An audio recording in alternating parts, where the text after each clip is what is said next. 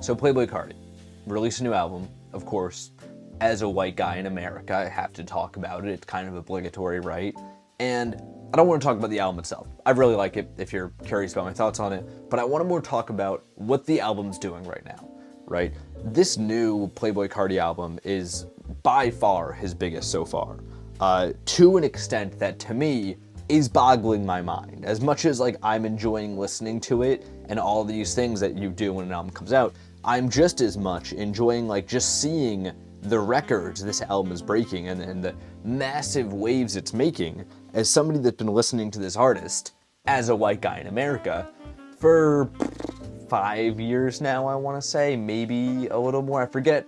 No, I came in right after his last album, Whole Lotta Red. I came in right after that, so I've been listening to him for 5 years now, and seeing him break numbers that he's breaking is insane, right? For those who don't know, we don't even have the official first week sales yet, but he's already up there with Taylor Swift and Bad Bunny as far as the biggest debuts of all time. I want to say he just surpassed Taylor Swift's last album. And aside from everything, aside from the fact that, you know, the numbers don't really matter, it's art, it's an album, XYZ, all that is very true. And I stand by all that, right? There is an element that blows my mind to this still, that I am talking about Playboi Carti in a conversation with Taylor Swift and Bad Bunny. Like, I don't know how familiar you guys are. I'm sure you're all familiar with the name of him, being that he is now in a conversation with those two artists. But if you're not, just pause this video, go listen to the first 10 seconds of any song on the album, any song on any of his albums for that matter. The point is not so much whether the music is good or listenable or, you know, what setting you played in. I'm not concerned with any of that. I'm concerned with the fact that it's like really far from being mainstream. Like, this is not the kind of thing that I would ever expect to be hitting these heights, to be hitting these numbers. And to me, as somebody who's a fan of him, and somebody who makes art themselves, this is like genuinely, utterly inspiring, because it comes back to something I've been discussing for not a long time, I guess. I don't know. Maybe I've only discussed this really once or twice in Paint&Talk. Something I've thought about or been thinking about for a while lately. Actually, that was kind of an oxymoron in itself, a while lately. Like, something I've been thinking about. I'm way overdoing this.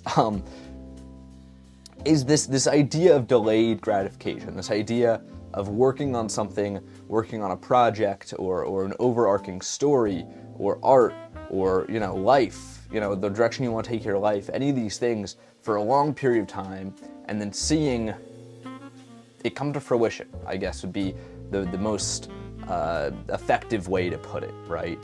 And I think you can do this in a lot of ways. I think putting it in its simplest terms, delayed gratification, as just like focusing on getting your results later and putting a lot into it right now versus getting instant gratification, which is, you know, what I get when I upload one of these the next day and see big number go up. Like, that's instant gratification. Delayed gratification would be I record a Paint&Talk every day for a year, upload them all at the same time, I get to sit back and watch it come in, right? That's a very superficial way of putting it, but I think it's a very easy way to demonstrate it, right? And I think that's also speaking in extreme. These things don't work like that. Like, it's not like Playboi Carti was sitting in the studio the last, let's see, he's been at it for like 10 years now, I want to say, like very publicly at it at least. So it's not like he was sitting in the studio for the last 10 years, then released it all now. No, he's been releasing music since 2016, I want to say, and 2017 was his first, I don't think it's actually an album, I think it's a mixtape, is that the self-titled, right? So he's been at it for a long time. I think that's what delayed gratification more often looks like, is instead of choosing to, you know, do what he really could have done back in 2017, going with just the most mainstream style. I gotta be honest, I don't even remember what the style really was in 2017. I guess it would have been like Hotline Bling. Was that 2017? That was like 2015, I thought, right? Either way, instead of going with a very mainstream style that maybe would have done well for a moment, he invested his own style to various degrees of success. I mean, like, you know, it's not like he's never seen success till now.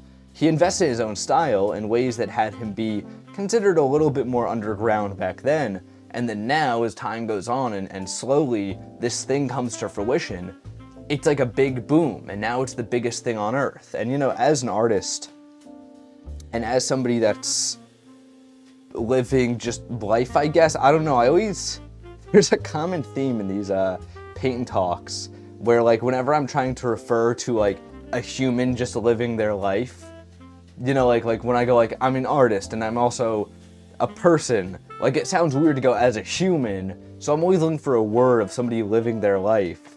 There's just not a good way, there's not one that rolls off the tongue, though, is there? Like, a liver makes it sound like I have something going on medically, so that's not good. Like, is there a good way to, can somebody please do that? Because if not, we're gonna have to trademark a word for Paint and Talk, I guess, to get that point across. And that'd be a whole legal thing, so we won't get into that right now. But, you know, as somebody living life, you kind of have to use this idea of, like, I'm gonna put a lot into this thing, and I'm not gonna see it come to fruition for a while. That's why people always say to enjoy the journey, right? Because it's like, no, nothing else is gonna happen for a long time. Sit back and enjoy the journey, because you're never gonna make it if you don't. And that's so true. That's like, it's the most basic advice that I think is just, like, objectively very correct a lot of the time. And that's why I say as a liver too, in this conversation, because, like, we can all relate to this just in our own lives. I mean, think of, like, in the most basic term, and I don't think there is really much of a comparison, but it's not entirely wrong, like high school or college or just education in general. You put a lot of work into this thing, knowing you wouldn't see the result of a degree for a long time, right? Whether that be a diploma or a bachelor's or a master's or a PhD, you know. But the more you invest, the more it's like this big thing is coming at the end of this. And that's like a relatively set up one. But I think the time where it gets much harder to go through this process is when it's a conversation of blind faith, which is what, as artists, we all need to have. Like, going back to the conversation of Cardi, he in 2017 was not sitting there, like, able to say, by 2025, I will be hitting #1, I will be the biggest thing on earth. You know, if you go back and listen to that early music, it's very much not the most commercial thing on earth. Like, it's surprising still to me for that reason that everything has become as big as it is. Because it's not commercial by any stretch of the imagination. Oh, there's a little bit of yellow on this brush. That's gonna complicate things. I guess the only thing to do now is to clean off the yellow brush, right? And see if we can make that work. You know, maybe, I don't know, I'm not him, I've never spoken to him. I wouldn't be surprised though if, like, he, back in the early days of his career, was like, oh, I'm going to be huge one day, right? But realistically, there's no way he could predict that. And I think a lot of people who he would say that to back then would say, no, you're completely and utterly insane. There's no way that this genre, this style of music, ever becomes the biggest thing on earth, because it sounds so foreign. And he needs to just have that blind faith and frankly, that belief in himself of, like, no, like, one day, this is gonna be giant, this is gonna be the biggest thing, or it's gonna be a very good thing, and, like, that's gonna be fine, right? And again, maybe that he didn't say that or, like, think that at all back then. I find that hard to believe. I know with a lot of artists, there's kind of that thing of, like, they try and make it seem like their success was, like, accidental or they didn't want it. Like, they like to pretend they were somebody who was just sitting in a studio making music and, like, oh, I never expected it to do well. The more you look into those stories, they tend to not be as true as they get presented on the surface, at least. Usually it's, like, not that at all. It's they actually tried really hard to be successful. But so I find it hard to believe that, like, he never wanted or expected this to be a big thing, right? So going off the premise that there was some semblance of him wanting a level of commercial success, he had to have that blind faith. And I think, speaking entirely honestly with you all here, I think there's a part of this video which is me saying this for myself in a lot of ways, right? because to do YouTube inherently or any sort of content, you have to have like a level, you have to plan for the future in some way. Whenever I've called with bigger YouTubers, not bigger like they happen to do really well, bigger as in like they really worked on their craft for years and ended up being really good at content. All of them say like you need to be ready to do something for years on end. Like you cannot just mess around and do well. Or if that does happen, usually it's not very sustainable, right? And there's an inherent element of it, of any content, which is something that you guys know by now. I do fairly rigorously. Like I really do take the content stuff seriously. I think it's very fun. I think it's where the future is. I have all the words to say for it. I do take, as somebody that does take this seriously, I need to be like, okay, I'm going to invest X number of years of my life into this. Right now we're on a year and a half of my last bout. And I'm gonna tell myself that it's worth it, that someday, somehow, people will be watching. And I'm not gonna do the thing where it's like, I don't care about any numbers. I think that you need, and I'm fortunate that I'm not quite as obsessed with those things as some people. I don't wanna get too scathing or whatever. I've met so many people though, where it's like, oh my God, you just care about those numbers. Like you are not in this for anything else. I am fortunate to be like, no, I would love to be, I'm not gonna, again, sit here and act like I'm above anything. Like I'd love to see big number go up. Like I'm not above that. I'm still a guy at the end of the day. And most guys are very, very susceptible to big number go up syndrome, right? However, some people are really, really into it, right?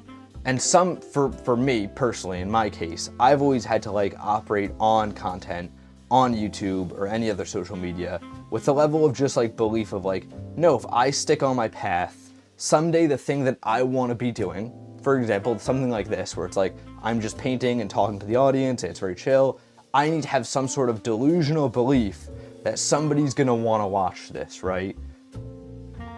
I'm actually very fortunate that, on this channel, the Paint&Talk channel, I have had the most proof out of any channel I've ever done before that people do genuinely want to watch this. I've right away when I started uploading on this channel, people were like, "This is cool. This is a cool idea."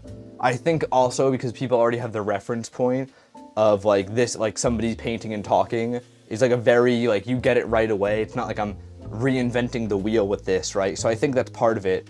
But especially with past channels, I've had to have that idea of no, this thing I'm doing that's maybe not 100% ordinary or a little different or, my own spin on things, somebody's gonna like this somewhere, somehow.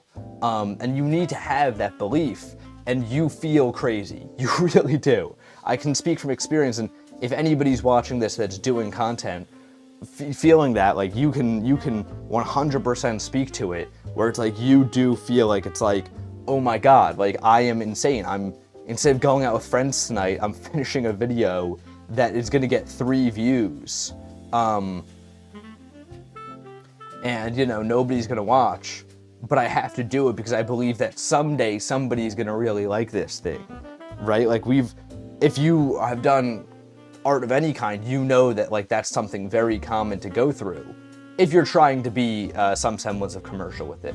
I think a lot of people just do art sitting alone and as a hobby, and I think that's really cool too. I just never, I don't know, I never was able to do that, to be honest. I do it, but I have to have some sort of outlet of this is gonna go somewhere, because if this is just completely veered off into my a little personal talk, I guess, but if I personally am to go to sketch a really cool character or something in a sketchbook, just the most basic example of sketching on a Friday night that you could imagine for us guys that sketch on Friday nights that don't have any friends, I can't just be like, that's cool, we're done. I have to be like, oh, this could be really cool and that thing I want to do someday. Like, I have to speak in terms of some days. Like, I can't just, I don't know, maybe that's a major character flaw. Because I wish, like, I have friends that just, like, they have just the coolest ideas, and they're 100% okay with just being like, no, like, I just thought of a masterpiece, and it's just gonna sit in my sketchbook. Like, no, like, that's what I do. Like, I make the masterpiece, and it sits in my sketchbook now. And, like, then I'm like, you're so much better than me at this, and you are a million times less ambitious, and then it makes me feel insane. That's a complete side tangent, though. The point is, to do YouTube, you need to use delayed gratification. It's really hard. It's something I've gone through a lot. It's something that, quite frankly, I'm going through right now. Not so much on this channel, because it's not quite as alienating as other channels have been. But on my other channel, my main channel, like, there is a sense of, like, when I release this next project, will people care, you know? I'm gonna invest 100, I've said just, 8 times right there, but I'm gonna invest 20, 30 plus hours into this thing, hoping that somebody somewhere likes it. Like, there is an element of that with anything. And that's where I think seeing an artist like Playboi Carti do something that is so unique, so new, and so, like, honest, I think is a big part of it too. Like, he didn't compromise, you know? He didn't at any point just get Drake to do a hook on a song and have just, like, some dance producer do a dance beat and send it to every club. Like, he totally could have, you know? Like, there are shortcuts. If you guys are creative or working in any sort of arts or maybe just industries in general, I'm sure you can think of, like, a couple shortcuts of, like, there's an easy path I could take somewhere, you know? Maybe you're taking it. Good for you. I've taken it in the past in my life. Not so much in art, but, like, there are easy paths everywhere. And the fact that he really stuck to his guns and was like, no, I'm going to do this my way. I'm going to make something new. I'm going to make something unique.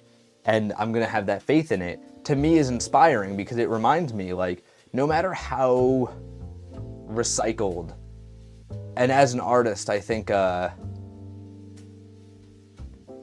there's always that feeling you get of, like, seeing just a million people better than you on the internet, and seeing, like, somebody follow a TikTok tutorial and make an art piece better than you could ever imagine. Like, seeing all these things, it is really easy to be like, oh, like, there's no way. Like, this whole, like, it feels like everything's stacked against you, you know?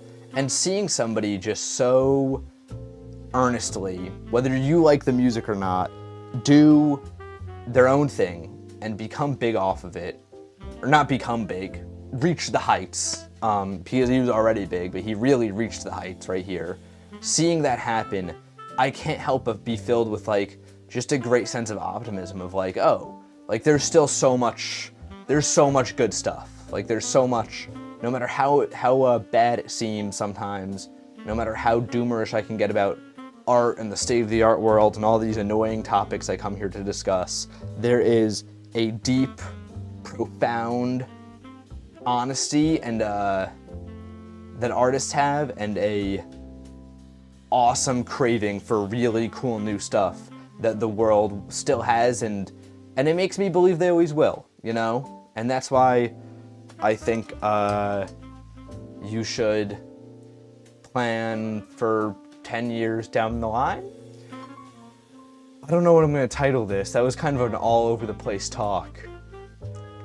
Usually I come in with a title and I build off that, because it's easier to come up with a sentence that I want to discuss and then just go boom, and sometimes have the worst talk ever, than it is to, like, come here and do this and then try and get something focused out of it. This is probably the least focused paint talk I've ever done.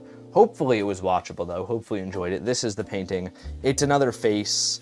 Not my favorite. Pretty good, though. I'm probably going to do another face for tomorrow's paint talk, because I had one of these drying up in my room right next to my desk for a while, and, like, I don't know, just, like, it gave me, I think maybe it being so close to me and seeing the brush strokes on it made me be like, man, that's like those are so cool. So I wanted to do another one. So yeah, pretty cool. Go check it out over on Instagram. And until tomorrow, Guys, gals, and pals, my name is Max Dice. This has been Paint and Talk episode 81. Crazy that we're in the 80s. I'm probably going to say that for every episode in the 80s. I'm here every morning painting and talking with you all.